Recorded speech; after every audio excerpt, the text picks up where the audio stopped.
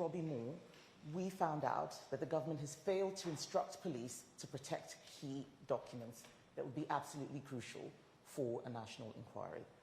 I believe that the survivors deserve more. I believe that they need a judge-led inquiry, not someone from an institution that has failed survivors before. I have spoken to many survivors and advocates. Sitting at this table, we have parents, survivors, advocates. What they have in common is that they are brave enough to be on this panel today, but also have been willing to waive their anonymity. They have told me that they are losing hope with this inquiry.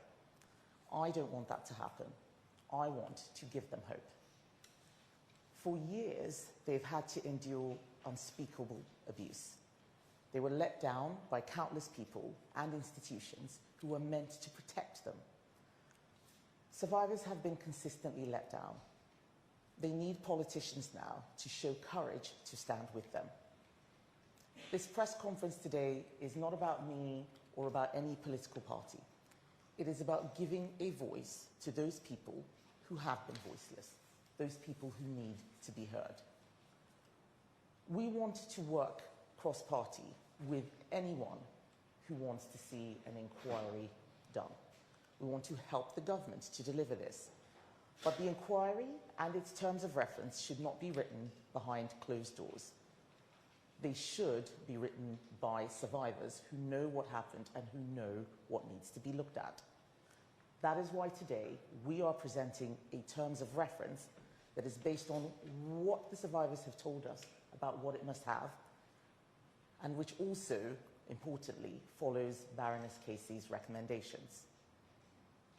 I want to be clear that a national inquiry must leave no stone unturned. It must investigate councils, the police, and even the government if necessary. It must be time limited, and it must consider the role of ethnicity, religion, and other cultural factors. Baroness Casey's own report admitted that many of these cases are committed by people of Asian and Pakistani ethnicities. Her own report said that those who downplay the ethnicity of perpetrators are continuing to let down society, local communities, and victims. We agree. As I said, I have spoken to many survivors. We are speaking on their behalf. Their lives and their families' lives have been turned upside down. So separate to this inquiry, the government must act now to ensure that they and their families are supported so they can heal.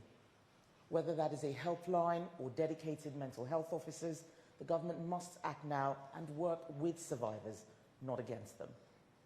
So I'm going to hand over now to Philp, who's the Shadow Home Secretary, who has done a lot of work on this issue, and then I will be bringing in the survivors, advocates, and parents who are on the panel with us. Chris.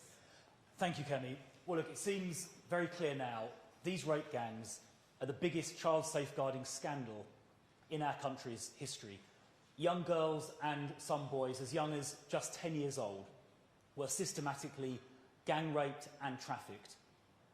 And because the perpetrators were mainly of Pakistani heritage, those in authority, the police, local councils, who should have protected these vulnerable young people, actively covered up these terrible crimes because they were more concerned about being accused of being racist than they were about protecting young girls and young boys.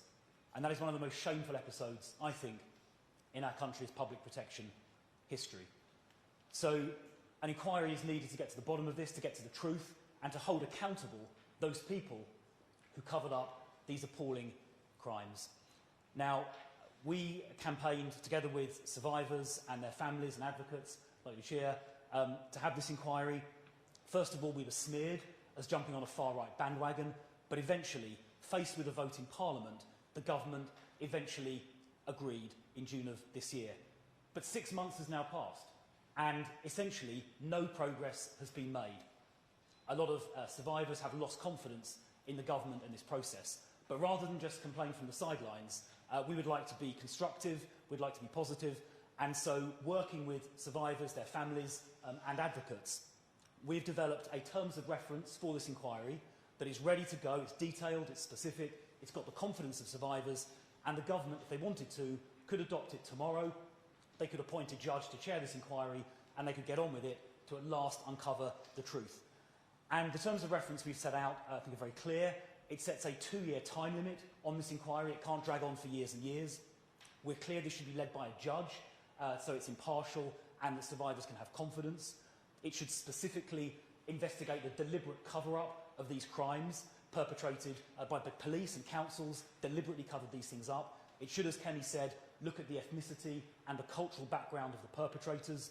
There is a lot of evidence showing the vast majority, were of Pakistani descent, and in some cases were deliberately targeting vulnerable young white girls. And it should also make sure it has the powers to compel witnesses to attend and force the production of documents. Just as recently as last year in Manchester, the local inquiry saw the chairs resigning because even as recently as 2024, public authorities were withholding vital evidence. Well, a statutory inquiry under the 2005 Act can compel the production of that evidence. And of course, it's vital that victims and survivors are given anonymity and protection as required. So these terms of reference, detailed, they're credible, they're comprehensive, they've got the confidence of survivors, and I hope the government will accept this in the spirit they're intended. I hope they adopt these terms of reference, appoint a judge, and get on with it, because by delaying as they have done, the government is simply perpetuating, or allowing to be perpetuated, the cover-up that for so long has happened. The time for covering this up is over. We need the truth, and those who covered these crimes up need to be held accountable. Thank you very much, Chris. I'm now going to bring in Fiona and then Marlon. Fiona is a survivor who has waived her anonymity. Thank you, Fiona. I resigned from the survivor panel a few months ago over worries of not being listened to properly, over them already making decisions without actually listening to survivors' opinions and it feeling more like a box-ticking exercise. There was concerns over the scope being expanded and the inquiry not staying true to the actual issue. The issue is grooming gang survivors have been failed for decades now. To take the spotlight away from that issue is yet again failing survivors. The inquiry needs to stay laser focused and it needs to bring accountability and justice. There's also a real lack of support in place for these specific people who have been failed over and over again. We need to start rolling out support to start helping these survivors heal from what has gone on. This cannot wait until an inquiry is finished. It is so important to start fixing the effects that have been impacting people for decades and years. Their whole futures have been stripped away from them through failings when they were a child. I would really like to see the government start thinking about how they can start healing these people, supporting them and helping them move forward with their life while this inquiry is ongoing rather than waiting until the end. I would also encourage there to be no time scale on the amount on the period of time it looks at during the inquiry. I think it needs to follow where the evidence comes. Whoever comes forward, they need to be listened to. If they're a grooming gang survivor and they fit the criteria, no matter when it happened to them, it needs to be investigated so we can build up the full picture. Thank you very much, Fiona. Marlon? Hi. I guess from a parent of a survivor, this inquiry is once in a generation where we can actually make our children safe. So it has to be done properly. One of the things that I've been saying is, I do request Labour do this. It needs to be cross-party. There's no political points. It needs to be cross-party, and we all need to work together. What the grooming gangs have done to my daughter, you know, she should be at university now, and she's not. She's quite unwell. She'll never, ever have the opportunities I had, and yourselves. It really needs to change. So this inquiry is paramount. The other concern that I do have with grooming, there's no legal definition around grooming. Labour needs to start with a very, very clear definition around this subject. That's it from me. Thank you. Thank you, Marlon. I know it's very difficult, but thank you. I appreciate that. And now Teresa, who's also a parent. Well, we just need things to move on, and we need openness and honesty in all this. And we just need all the excuses to stop and this move forward. Because like my son's no longer here, how many other victims/survivors are not here to see the justice? All the time it's been delayed, people are falling away. And we are losing confidence in our local councils and the government. You know, there's nothing, we're not getting nothing. It's just a standstill. And we feel that it's being denied. And they are moving away from the issues of who is committing these crimes. Because it is, at the end of the day, it's a crime. Thank you, Teresa. And finally, Lucia, who is an advocate for survivors and victims who don't want to waive their anonymity. Okay, the greatest harm this year it's not only been the lack of progress, it's been the impact of that delay on survivors. Every month with no movement causes more re-traumatisation, sleepless nights, there's families under immense strain and survivors losing what little trust they had in the system. The lack of coordination at the highest levels has only deepened survivor suffering. As a survivor advocate, I wrote to the Home Secretary 4 weeks ago about the stalling of the Oldham inquiry. I still haven't received a reply. What we're seeing is a system from top to bottom where the left hand doesn't know what the right hand is doing. Everyone is blaming someone else and no one is taking ownership and being proactive, or at least that's how it looks. If the government do deem themselves to be being proactive, then they're certainly not being transparent about it. And what is happening nationally right now is simply the Oldham situation on steroids. It's the same delays, the same lack of communication, involving more departments, more confusion, more delay and more damage to survivors who have already waited far too long. A national inquiry must examine the entire process that the journey of the survivor takes, from first disclosure of the crimes through to the courtroom and beyond. We know too many inconsistencies and mistreatments of survivors that happen along the way, and this terms of reference covers that, amongst many other areas of concerns that we've drawn on from first-hand experience. We're not here for more lessons learnt. We're here not to only look back, but to insist on looking forward, to ensure that the system takes care of forthcoming recommendations from the inquiry, and again, this terms of reference does see to that. Child sexual exploitation doesn't end when the abuse ends. It affects survivors, it affects their children, it affects their families, it affects their health and their relationships, and it affects entire communities. If this generational harm is ignored, the inquiry will miss the true scale of what this crime destroys. This is why we implore the government to take on this piece of work and work together in the name of our country, not tolerating the rape and grooming of our children. Thank you so much. I'm now going to open up to questions from the media. The first question is Jason Farrell, Sky News. You said you just said that you didn't want to leave any stones unturned, and those words were used by Sajid Javid back in 2018 when he ordered what you're calling for, which was a review into the ethnicity of grooming gangs. That found, 2 years later, that most of the perpetrators of group-based sexual abuse were white. But it also found a lack of data, and at that point Priti Patel said that you would, as your government, improve data gathering.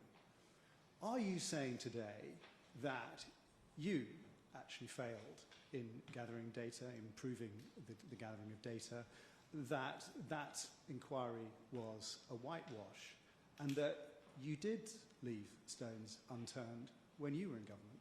What I'm saying is that despite a lot of work and a lot of effort, there is still more to be done. We are not in government anymore. Labour is in government. So we are asking them to do what we think needs to be done. Now, We had an inquiry. It took years. That was the ICSA inquiry. And that ended up having such a wide scope that it couldn't look into this issue, into the... If I may finish, it didn't look into this issue specifically. Widening the scope to all group-based child sexual abuse is not what we're talking about here. And it was because it was so widened that we didn't get to the nub of the issue. More and more has been done. We had a grooming gangs task force that found 550 perpetrators. Even I, who was, a minister in government, was learning and discovering the sheer scale of this. We didn't know everything we know now then. What I'm saying is that now we know what we know. What needs to be done here? Full national inquiry, looking at the failures of the state as well. That's something that hasn't really been covered. What did the councils do wrong? What did the police do wrong? Maybe what did the government do wrong?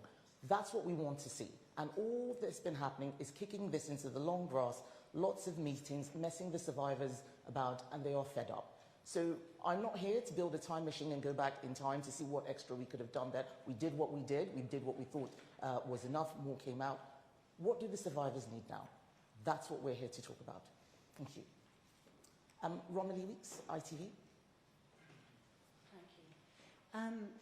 You say this is about giving a voice to the voiceless, and clearly you have the backing of the survivors and the families who are here, and I really want to salute the courage that it takes to be here and to speak about this at all. But isn't part of the difficulty and the delicacy of this that not all survivors speak with one voice or want the same terms of reference for this inquiry? And also, if I may, on a second issue, Nigel Farage's election campaign is accused of falsifying expenses, which they deny. What should happen now?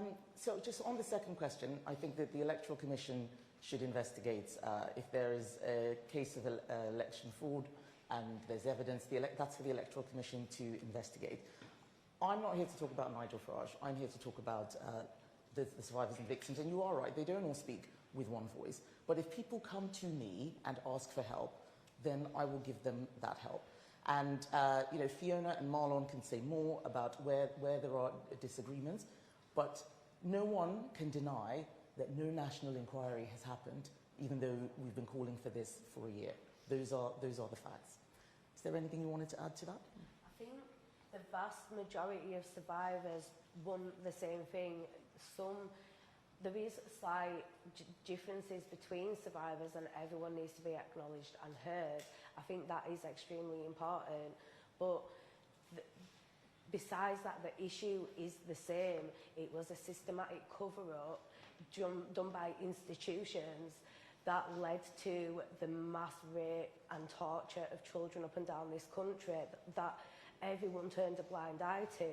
That's what we need to get to the bottom of, and even though everyone's experiences are slightly different and everyone's opinions are slightly different, that is what we need to get to the bottom of. Charlie Peters, GB News. Thank you. Kemi Badenoch, you said, opening your remarks, that two potential chairs had been rejected, actually withdrew, and at least one of them said that they had concerns about political point scoring and a lack of collaboration. Did the Conservatives reach out to any other parties before launching these terms of reference? And will you be engaging with other political parties to make this more of a collaborative effort, as Marlon West referred to just a moment ago? Well, I'd be interested to know which other political parties have shown any interest in this issue. I haven't heard the Lib Dems come out and say anything except make disparaging remarks. Labour are the government, we are the opposition, so we're doing our job. Plaid, SNP, Greens, no, they're not interested. The only Reform MP who was interested got kicked out of the party, that was Rupert Lowe.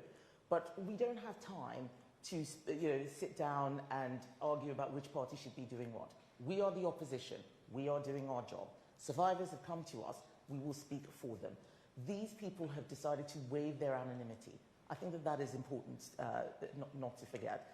What we want to do now is work with anyone who is interested in seeing a full national inquiry done to these terms of references, making sure that we don't just look at perpetrators, a lot of work has been done there, but also at the failures of the state. What I'm really worried about is that right now there may still be some girls who are still suffering, who are being groomed, and because we haven't got to the bottom of it or worked out where the state is failing, nothing's going to happen to rescue them. I don't want to see that. I want to see this come to an end. I would encourage any other party, though, that does want to be involved and work together with the Conservatives to reach out and for it to start becoming a collective where party politics is put aside and it's just the people that are representing this country all working together for the safety of children. Thank you. Lucia? From a local level in Oldham, from day one, I've always said there should be no colours with this. Political rosette should be removed. I personally contacted Reform a few months ago after numerous emails that I didn't get responses to, that I asked them if would they be interested in cross-party working to push this forward, and it all went very quiet. And the Conservatives have been genuinely the only party that have shown me as an advocate who shouldn't really have had to step into this space. And it's quite frightening to learn that there's a need for my role, and the support came from here. We don't want this to be about party politics. We want this to be about getting justice for the victims. And the more people focus on, well, which party is doing what and why are you saying this, the less time is actually spent on the people whose voices need to be heard. Marlon? Just going back to what Kemi said about girls being groomed now, I can guarantee girls are being groomed now.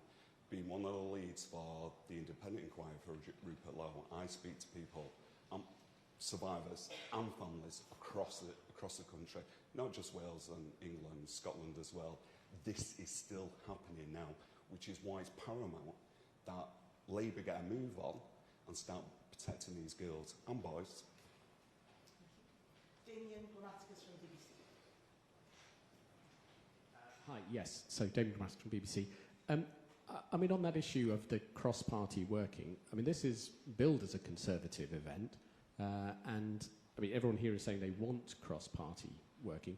Why don't you sit back down behind closed doors and make these points and seek to work in a cross-party way? You could always later down the line say that wasn't delivered, but why don't you seek to work hand in hand like that rather than sort of pressure public? Well, because we are the opposition. There's a lot of cross-party work going on. We have Conservatives working on Rupert Lowe's panel, for example, but I have to carry out my constitutional role. As I said, what I've heard from other parties is lots of sneering and smears, people talking about us jumping on a far-right bandwagon. I don't have time to engage in that. What I need to do with the time I have is make sure that we raise the awareness of this issue. Having a press conference like this means that those people in other parties can then see what we're doing and decide to work with us. But simply, waiting for them to come to us wanting to be collaborative, I think is not a great use of our time. What we have seen is that we called for a national inquiry. Labour said, no thanks. It was because of press conferences like this, us pushing it, that they decided to have a national inquiry.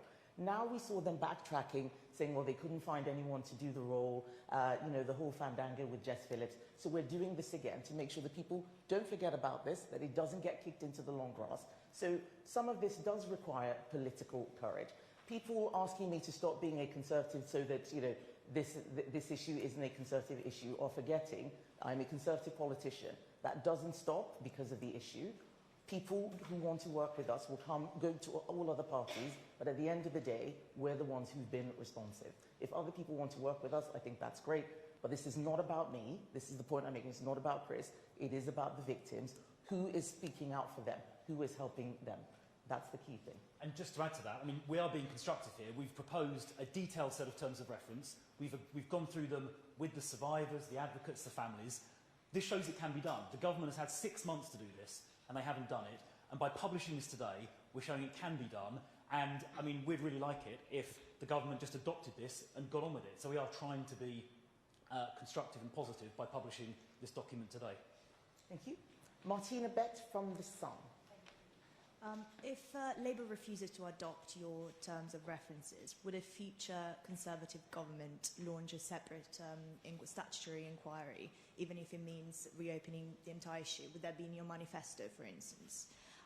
And on your terms of reference, you mentioned religion. Do you think that mosques or community institutions should be required to cooperate with the inquiry if allegations arise that offenders acted in religious networks, for instance? And if the panel, the rest of the panel wants to answer that, that would be great. Well, I think that having a statutory national inquiry means that wherever the evidence goes, people can be compelled to provide evidence. Whether it's mosques, whether it's state bodies, that's what's critical about it. And this is something that we care about. This is something that Conservatives have said we will do, irrespective of what other parties or the government does. But I don't want to wait that long. Every day that passes is a day that evidence disappears, that people work out what stories it is they're going to tell. We need something right now. Conservatives had an inquiry on this. So there's no reason for us to say that, to make promises. We did this. And all we found was that there was more to be looked at, more to be done. Every time we looked into this issue, more and more came out that showed that this needed specific focus rather than a general inquiry. And we're going to do everything in our power to make sure that that happens. Does anyone want to add to what I've said? I think that any religious institute or any single institute at all should be looked into if that's where the evidence leads. There shouldn't be any limits on where is investigated if there's evidence to suggest that they were complicit or covered it up. Anyone else? Thank you. Charles Hymas from The Telegraph, please. Three questions on a specific issue, which is to do with grooming gang members who've been prosecuted and have dual nationality. Obviously, there's a couple of Pakistan grooming gang members who have had their prosecutions and been stripped of their citizenship. Would you strip people who've got dual nationality of their citizenship if they are grooming gang members and convicted of that? Secondly, what would you do if a country refused to take them back, as Pakistan has? Would you introduce visa restrictions? And thirdly, there are reports coming out of Pakistan that Pakistan is prepared to offer up, or offer them up in return for 2 political dissidents currently in the UK. Do you think we should hand over political dissidents? Thank you very much. So I'll let Chris go into the detail on that, but just giving a high-level view, we cannot have people exploiting dual nationality to get away with facing justice. That's why at our party conference we put out a borders plan. Deport all foreign criminals. If we have stripped them of their nationality, they are foreign criminals. And we have also talked about using visa restrictions as a way to enforce a lot of these sanctions. Too many people are taking us for a ride. They're exploiting our system. They know how to work the loopholes. And we just need to be more on the ball in making sure that they don't get away with this. But Chris, do you want to thank you, Kemi. So Charles, yes, dual nationals should be stripped of their British citizenship and they should be deported with no exceptions. We don't want these people in our country. If they have citizenship of another country, then they should be deported and their British citizenship should be removed. No ifs, no buts, it should just happen.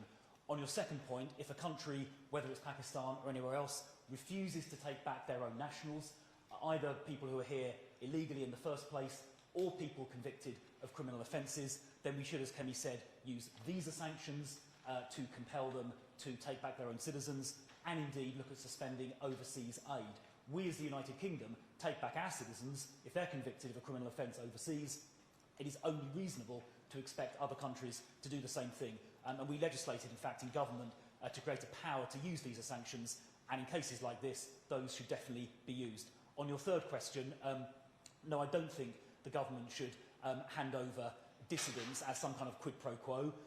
If someone is likely to be politically persecuted, then it's reasonable that we provide them with protection. There shouldn't be some sort of horse trade.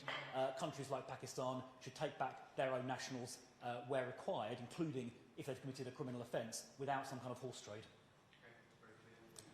Thank you. Max Kendricks from The Times. Thank you. You emphasise the need to appoint a judge to lead the inquiry. The government's line is they say that will slow it down because judge-led inquiries typically have to wait for all criminal investigations to conclude. Why do you not agree with that? Because it's not true. You can have a retired judge. You don't have to have an active judge. A judge is a judge. A retired judge doesn't suddenly lose all their skills. And you can have these things happen concurrently.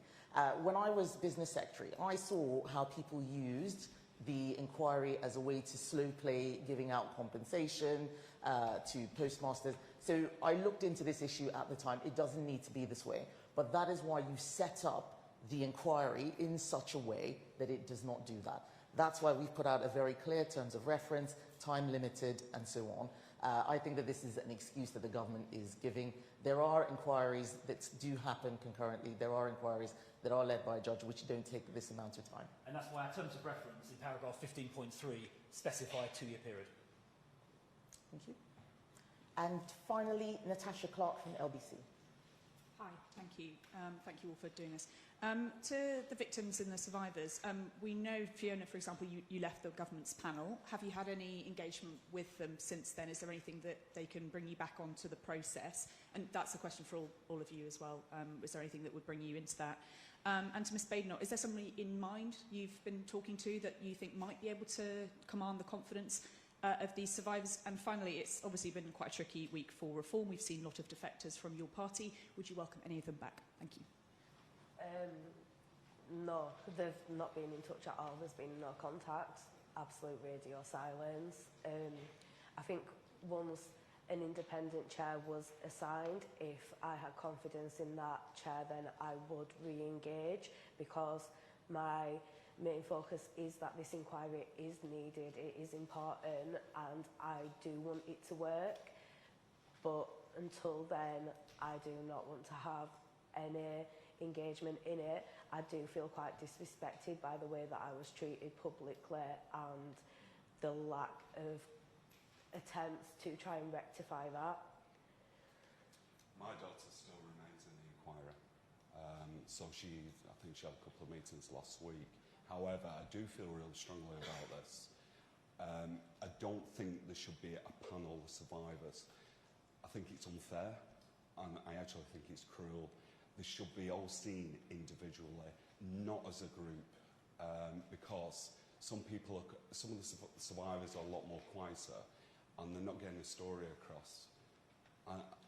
And everyone has a different experience. Yeah, everyone has a different experience, but I do believe strongly they should have the opportunity to tell their story, and that's not happening. Yeah. The other thing is, me being a mental health nurse, they need support, and they're not getting any kind of support while they're in that. And in some ways, it's really stressful, and then they're reliving their trauma with no support. And this is one of the reasons why I left. It was not set up properly. It did not have survivors at the forefront. It did not think about all these things that we think about. And then if you voice them, and I know multiple survivors left on the panel that have stayed on, they also voiced these concerns internally over and over again, but nothing changed. And I know a lot of them are feeling very let down. I chose not to be involved further for the simple fact that I didn't think it was beneficial to myself at the time. I didn't think I would have come out of that good. I do commend the people that decided to stay on. That is their decision, and they're entitled to do so. And I just think it really does need addressing on how this panel worked and how it would continue to work, and also not limiting the people that are getting heard just because I speak up publicly. I've been very public for a long time, but there's people that deserve to have their stories heard that are falling away into the background. There needs to be something put in place so they get listened to as well, and their opinions are taken on board. It can't just be centred around people that have been vocal. There's so many people across the country that have been through this. Lucia, Teresa, did you want to add anything to that? I feel that the people on the panel will be used as a scapegoat at the end